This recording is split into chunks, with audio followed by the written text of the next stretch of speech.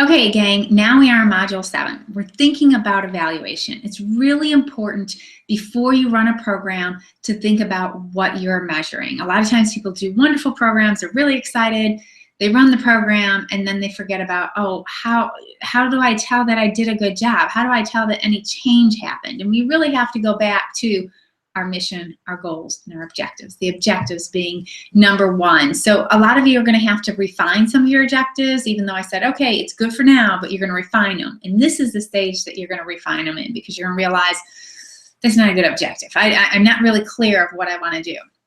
So if you really want to change physical activity, and that was one of your goals, was your mission was to reduce childhood obesity.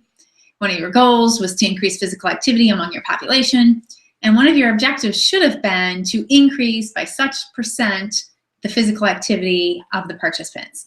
How are you going to measure that? Physical activity is a tough one. This is my area of expertise, and it's tough for me. So we could look at it in an objective measure in which we put pedometers or accelerometers on them, or we could do it in a subjective manner where we do surveys. But surveys are really, really bad. I hate surveys, but sometimes we can't avoid them. Sometimes that's just the way it goes. So think about how you're going to measure. So in our discussion, we're going to help each other and really question each other of, okay, you said that you're going to measure quality of life.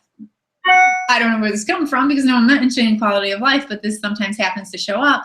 But question each other, where are you getting, what kind of instrument are you going to use? Has this been used before? So we have to make sure the programs that we're implementing are effective. Now, sometimes we could do it in a qualitative manner. Don't be afraid of qualitative. I know you guys haven't had your quantitative class and your qualitative class, but I love mixed methods, because sometimes the numbers, you miss something with numbers, and qualitative, sometimes you can steer the qualitative. So you want to look at the process evaluation of how did the program run, which we talked about. We will be talking about who your internal and external reviewers will be here in a couple weeks in our next class. But think about, what are you measuring? How are we going to measure that? Is it a reliable instrument? It's easy when we think about reliability and validity of the measure. So if you really want to figure out body composition, BMI is not very valid for that, especially in the athlete population. So think of reliability. Am I really measuring what I think I'm supposed to be measuring there? In the assignment this week, kind of taking that a step further, so hopefully your discussions are going on to help each other, prompt each other to find good measures. In the assignment, I want you to make a grid, a table. Right down the left-hand side, I want you to list out your 3 objectives. What are your objectives, and how are you going to measure them? So you have your objective. To increase the knowledge of the participants. Okay, what are you measuring? You're measuring knowledge. What instrument are you going to use with that? So knowledge has to be used by some kind of test. So is it going to be a research design test where you're going to design this test that you're going to give? Or is there something out there? It's always better to use something out there than people aren't saying, oh, well, what's the validity of that? What's the reliability of that? How's the construct validity going? So if you could use something that's already out there, that would be good. So you might be getting online, looking for scales or measurements for your specific topic.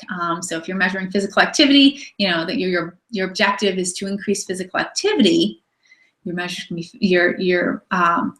your measure is going to be physical activity. Your instrument, what is the instrument to do that? So that's what we're trying to line up. And sometimes when we do this activity, I like this activity because it keeps everything clean. It keeps your study focused of what exactly am I doing, how am I changing this, and how am I going to measure this?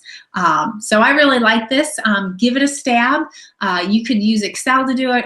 You could just make a table in Microsoft Word. It's usually the easiest thing, and I'll pull it down, I'll make some comments, and I'll send it back to you. So good luck with the project this week.